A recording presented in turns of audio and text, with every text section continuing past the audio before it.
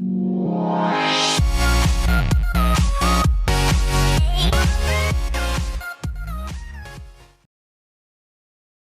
Students, मैं जी से स्वागत करता हूं आपका एमएचएस की ऑनलाइन क्लासेज में। मैं आ गया हूं फिर एक बार नया वीडियो लेकर, जिसमें हम दूसरे चैप्टर को आगे बढ़ाएंगे। पिछली वीडियो में हमने दूसरे चैप्टर को स्टार्ट कर लिया था और दूसरे चैप्टर में हमने टेपिटम तक पढ़ लिया था। टेपिटम जो है प्राथमिक वित्तीय कोशिका के द्वारा निर्मित हुई थी, और वो जो टेपिटम थी वो क्या थी, जो हम पराग कोश की संरचना का अध्ययन कर रहे हैं। तो पराग कोश की संरचना में क्या था कि सबसे पहले पुतंतु था। पुतंतु की कुछ कोशिकाएं जो प्रारंभ या आरंभिक भाग में जो कोशिकाएं थी उनको हम अध्ययस्तवक कोशिकाएं बोल रहे थे। ठीक है, अध्ययस्तवक कोशिकाएं जो है समरूपी प्रकार की होती हैं, जिनका कोई भी कार्य निश्चित नहीं होता। ये कोशिकाएं आगे जाके क्या कर देती हैं, चार समूह बना देती है, क्योंकि एक जो परागकोश होता है उसके अंदर कितने लघु बीजाणु धानियां पाई जाती है, चार पाई जाती है। तो क्या कर देती है, चार समूह बना देती है। ठीक है, ये अध्ययस्तवक कोशिका ने चार समूह बना दिए। फिर उसके बाद क्या हो जाता है, इनमें से समूह की कोशिकाओं में से एक कोशिका क्या करती है, बाकी की कोशिकाओं से पोषण प्राप्त करती है और अपने आकार को बढ़ा लेती है।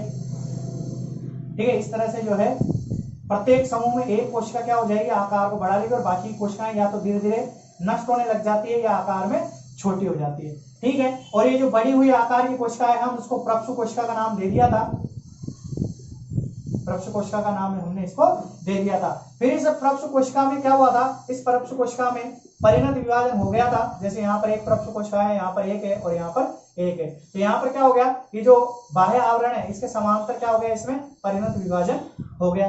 ठीक है, इस प्रकार से परिणत विभाजन हो जाएगा। परिणत विभाजन होने से एक कोशिका, एक जो प्रक्षु कोशिका है उसकी उससे दो कोशिका बनी थी। तो जो ये बाह्य आवरण की तरफ वाली जो कोशिका है उसको हमने प्राथमिक वित्तीय कोशिका कह दिया था, और अंदर वाली जो कोशिका थी वो प्राथमिक बीजाणुजन कोशिका बन गई थी, जिसके बारे में आज हम पढ़ेंगे।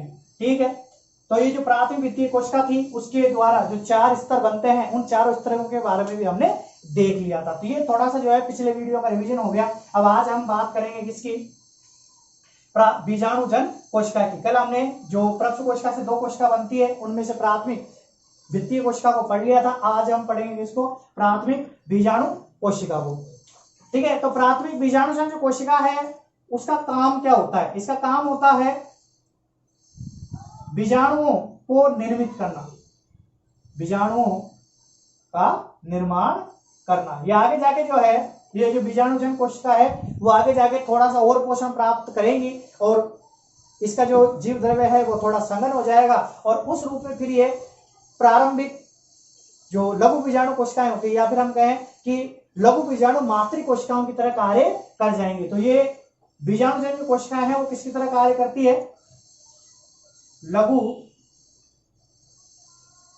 बीजाणु मातृ कोशिका। ठीक, देखिए ये जो लघु बीजाणु मातृ कोशिका है वो क्या होती है, एक ऐसी कोशिका होती है जो आगे जाके किसका निर्माण कर देगी, लघु बीजाणु का निर्माण कर देगी। और ये लघु बीजाणु होता है वो किसको कहते हैं, हम लघु बीजाणु पराग कण को ही कहते हैं।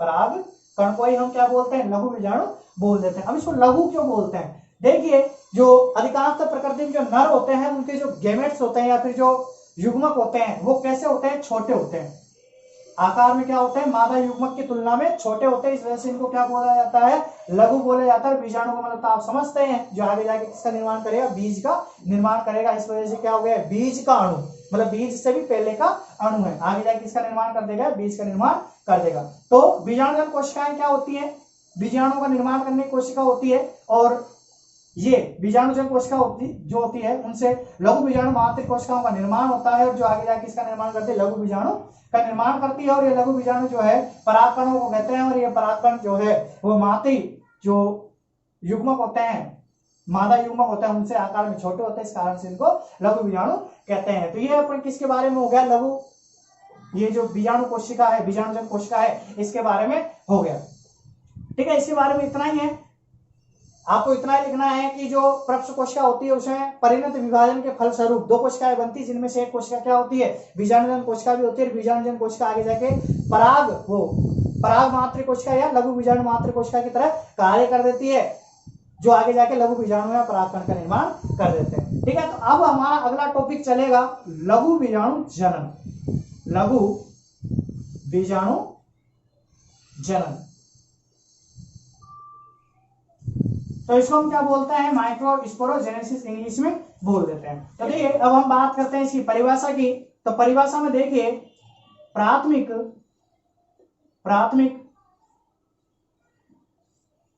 लघु बीजाणु जन कोशिका में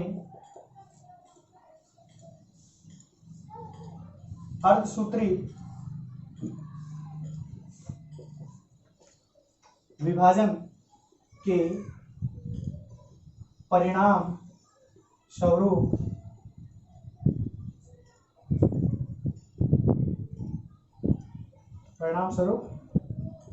लघु बीजाणुओं के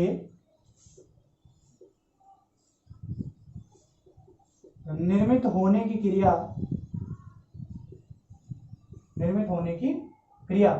क्या कहलाती है, लघु बीजाणु जनन कहलाती है। ठीक है, तो इसकी परिभाषा हो जाएगी प्राथमिक लघु बीजाणु कोशिका में अर्धसूत्री विभाजन हो जाता है, जिसके परिणाम स्वरूप क्या बन जाते हैं, लघु बीजाणु बन जाते हैं, और उस प्रक्रिया को हम क्या बोल देते हैं, लघु बीजाणु जनन बोल देते हैं। ये आप याद रखिएगा, एक नंबर की परिभाषा जो इसमें से पूछी जा सकती है, लघु बीजाणु जनन क्या होता है और लघु बीजाणुओं के प्रकार का वर्णन कीजिए, ऐसा क्वेश्चन आपसे पूछा जा सकता है, तो वहां पर आपको ये परिभाषा लिखनी पड़ेगी। ठीक है, तो लघु बीजाणु जनन की परिभाषा हो गई। फिर अब इसके बाद अपन बात करते हैं कि जब ये क्रिया हो जाती है, लघु बीजाणु जनन हो जाता है, तो आप जानते हैं कि जैसे ये प्राथमिक लघु बीजाणु कोशिका है, इसमें जब अर्धसूत्री विभाजन होगा, क्या होगा, अर्धसूत्री विभाजन। ठीक है, अर्धसूत्री जब विभाजन इसके अंदर होगा, तो अर्धसूत्री विभाजन जब होता है, तो ये जो प्राथमिक लघु बीजाणु मातृ कोशिका है या बीजाणुजन कोशिका है, इसमें ये इसकी सूत्र गुणिता क्या होती है, 2n होती है। और अर्धसूत्री विभाजन जब होता है तो इसकी सूत्र गुणिता क्या हो जाएगी, चेंज हो जाएगी। लेकिन जब अर्धसूत्री विभाजन एक बार होता है, या हम कहें कि एक अर्धसूत्री विभाजन के परिणाम स्वरूप कितनी कोशिकाएं बनती है, 4 कोशिकाओं का निर्माण यहाँ पर होता है, जिनकी सभी की सूत्र गुणिता क्या हो जाएगी, nn हो जाएगी। ठीक है, तो जब इससे ये अर्धसूत्री विभाजन हो जाता है और ये लघु बीजाणु बनते हैं, तो जब ये लघु बीजाणु बनते हैं तो प्रारंभ में क्या होता है कि ये जो लघु बीजाणु होते हैं वो अलग अलग क्रम में व्यवस्थित होते हैं, और ये जो लघु बीजाणु हैं आपस में केलोज के द्वारा जो है आपस में जुड़े होते हैं। केलोज एक पदार्थ होता है जिससे ये आपस में क्या होते हैं, जुड़े रहते हैं। और जब ये जुड़े रहते हैं तो देखिए यहाँ पर एक संख्या में कितने हैं, 4 हैं। क्या है, संख्या में 4 है, तो इस वजह से इनको क्या बोल देते हैं हम, लघु बीजाणु चतुष्क, इसको बोल देते हैं, चतुष्क बोल देते हैं हम इसको। ठीक है, तो ये भी आपसे पूछा जा सकता है कि लघु बीजाणु चतुष्क क्या होता है, तो आप क्या लिखेंगे, लघु बीजाणु जनन प्रक्रिया से निर्मित 4 लघु बीजाणु जो कि केलोज के द्वारा जुड़े होते हैं, उनके समूह को हम क्या बोल देते हैं, लघु बीजाणु चतुष्क बोल देते हैं। अभी जो लघु बीजाणु चतुष्क है वो अलग अलग प्रकार के होते हैं। ये क्या हो सकते हैं, ये जो बीजाणु हैं वो अलग अलग स्थिति व्यवस्थित हो सकते हैं। इसके आधार पर हम क्या करेंगे, लघु बीजाणु चतुष्क के प्रकार पढ़ेंगे। तो लघु बीजाणु चतुष्क के प्रकार पढ़ने के लिए हमको इसको मिटाना है। स्टूडेंट्स, अब हम बात करते हैं लघु बीजाणु चतुष्क के प्रकारों की। तो लघु बीजाणु चतुष्क जो है 5 प्रकार के होते हैं। चतुष्फलकीय, समद्विपाद, सममित, क्रोशित, टी आकार के और रेखिक प्रकार के। तो इनको हम डायग्राम से समझने की कोशिश करते हैं। पहले डायग्राम देख लेते हैं। चतुष्फलकीय कैसा होगा, देखिए चतुष्फलकीय में क्या होगा, हमने बात की है कि कुल मिला के हमारे पास जो है जो लघु बीजाणु बन रहे हैं वो कितने बन रहे हैं, 4 बन रहे हैं। ठीक है, तो इस प्रकार में क्या होता है कि 4 में से 3 तो क्या होते हैं, हमारे सामने की तरफ ही होते हैं, लेकिन जो एक बीजाणु होता है वो पीछे की तरफ होता है। ठीक है, इसके पीछे की तरफ ये बीजाणु, तो हमको सामने देखने पर तो क्या होगा, 3 ही दिखाई देंगे, और एक इसके पीछे। जैसे हम बात कर लेते हैं कि ये क्या है, ये 3 जो है इस बीजाणु है। ठीक है, 3 बीजाणु जो है इस तरह से आपको जो है सामने से दिखाई देंगे, और एक जो बीजाणु होगा वो इनके पीछे की तरफ इस तरह से जमा होगा, तो आपको दिखाई नहीं दे रहा है। तो इसको हम बोलते हैं क्या, चतुष्फलकीय। और ऐसी संरचना आपको जो है मेथेन, जो आप केमिस्ट्री में पढ़ते हैं मेथेन, उसकी स्ट्रक्चर में भी देखने को मिलती है, जो एक पिरामिड की तरह जो संरचना होती है, तो उसकी जैसा ही होता है ये भी। इसका एग्जांपल है द्विबीजपत्री पादप। आपसे क्वेश्चन पूछा जा सकता है कि चतुष्फलकीय जो लघु बीजाणु चतुष्क है वो किस प्रकार के में किन पादपों में पाए जाते हैं, तो वहां पर ये आपसे क्वेश्चन बन जाएगा। तो उसका आपको एग्जाम्पल याद रखना है कि द्विबीजपत्री पादपों में अधिकांशतः कौन से प्रकार के चतुष्क पाए जाते हैं, चतुष्फलकीय पाए जाते हैं। ठीक है, तो देखिए अब द्विपार्श्व सममित, तो द्विपार्श्व सममित में क्या होता है कि चारों के चारों जो बीजाणु होते हैं वो क्या होते हैं, एक ही जो सरफेस है उसमें पाए जाते हैं। कहने का मतलब यह है कि जैसे अभी तो मेरे पास 2-3 ही मार्कर है, तो देखो क्या होगा, जैसे ये पहला और दूसरा तीसरा और चौथा यहाँ पाया जाता है, तो चारों के चारों जो है एक साथ इस तरह से व्यवस्थित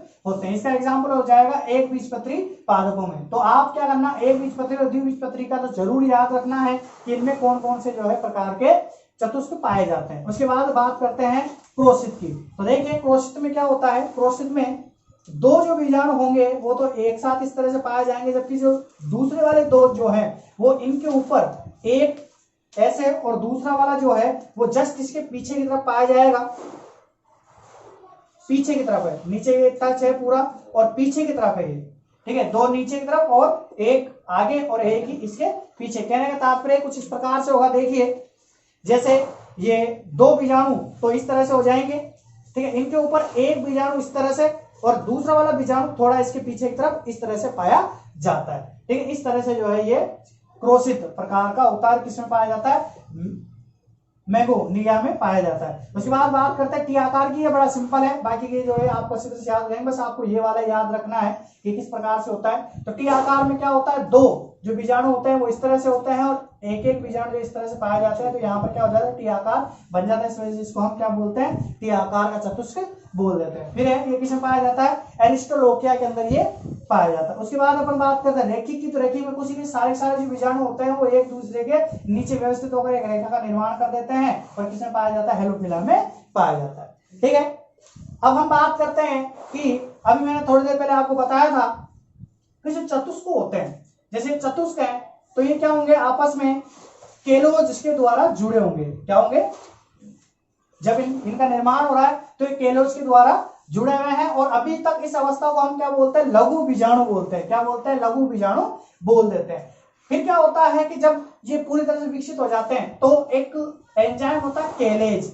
कौन सा एंजाइम होता है, केलेज एंजाइम होता है। वो केलेज एंजाइम क्या कर देता है, इनके पीछे पाए जाने वाले जो केलोज नामक पदार्थ है उसको पिघला देता है और पिघलाने से क्या हो जाता है, ये जो परागकण होते हैं वो आपस में एक दूसरे से क्या हो जाते हैं, अलग अलग हो जाते हैं। तो पहले हम इनको क्या बोल रहे हैं, जब तक ये जुड़े हुए हैं तब तक इनको हम क्या बोलेंगे, लघु बीजाणु बोलेंगे। और जैसे ही एक दूसरे से अलग हो जाते हैं तो फिर हम उसको क्या बोल देते हैं, परागकण बोल देते हैं। पहले लघु बीजाणु बोलेंगे, फिर अब क्या बोल देंगे, परागकण बोल देंगे। तब ये क्या निर्मित हो गए, परागकण निर्मित हो गए। तो देखिए अब यहाँ तक हमने बात कर ली है कि जो हमारे लघु बीजाणु जनन कोशिका थी उससे किसका निर्माण हुआ, लघु बीजाणुओं का निर्माण हुआ। लघु बीजाणु जब निर्मित होते हैं तो चार के समूह में बनते हैं, तो उनको हम लघु बीजाणु चतुष्क बोलते हैं। फिर लघु बीजाणु चतुष्क के हमने प्रकार देख लिए हैं। फिर हम इनका जो है विच्छेदन में हमने देख लिया है कि जब ये अलग हो जाते हैं किसके कारण होते हैं, केलेज एंजाइम के कारण होते हैं। और फिर हम इनको क्या बोल देते हैं, परागकण बोल देते हैं, परागकण बोल देते हैं। तो कुछ इसके बारे में विशेष नॉलेज भी है तो उसके बारे में बात कर लेते हैं। देखिए स्टूडेंट्स, अब हम बात करते हैं कुछ विशेष परिभाषाओं की, जो कि हमने जो टॉपिक पढ़ा है लघु बीजाणु से संबंधित है। तो परागपिंड या पोलिनियम क्या होता है। देखिए हमने अभी बात की कि जो लघु बीजाणु हैं वो क्या हो जाते हैं, एक दूसरे से पृथक हो जाते हैं। तो इसमें क्या होता है कि परागकण अलग तो होते हैं, लेकिन परागकण मिलकर क्या बना, सारे परागकण मिलकर एक पूरा समूह बना लेते हैं, जिसको हम क्या बोल देते हैं, परागपिंड या पोलिनियम बोल देते हैं। और ऐसा किसमें होता है, ऐसा पाया जाता है आंख में। आंख मतलब आंकड़ा जो होता है उसमें पाया जाता है। और साथ ही आर्किड्स जो होते हैं, आर्किड्स में भी पाया जाता है।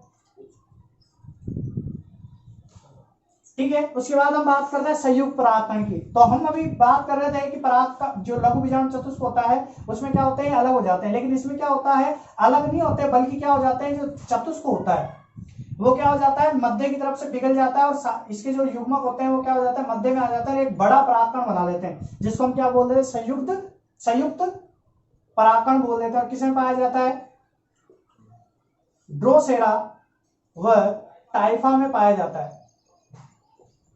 ये प्लांट्स के नाम है जिनमें पाया जाता है। उसके बाद बहुबीजाणुकता।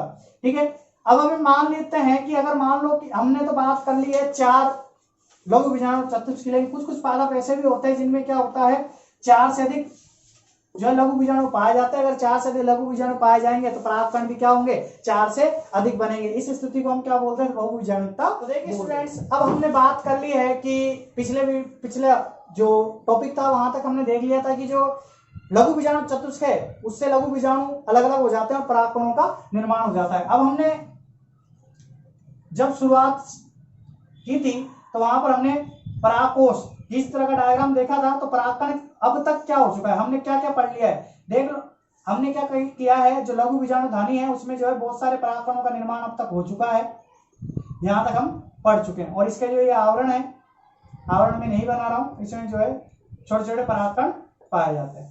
तो बाद में जाके जब पूरे तरह से जो परागकण भर जाता है, वे परागकण इसके अंदर परागकोश के अंदर भर जाते हैं, तो ये परागकण क्या कर देते हैं, जो बाह्य आवरण है उनका सारा जल अवशोषित कर लेते हैं, या फिर वातावरण के कारण क्या हो जाता है जो आवरण थे उनका जल क्या हो जाता है अवशोषित या उड़ जाता है।